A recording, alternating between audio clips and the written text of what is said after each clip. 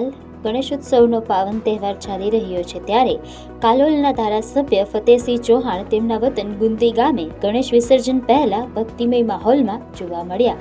તેમણે પોતાના નિવાસ સ્થાને આસપાસના ગામોની ભજન મંડળીઓને ભેગી કરી અને ત્યારબાદ આ પ્રસંગે ધારાસભ્યએ ભજન મંડળીઓની વચ્ચે બેસી મૃદંગ અને ઢોલ કાસા વગાડ્યા હતા.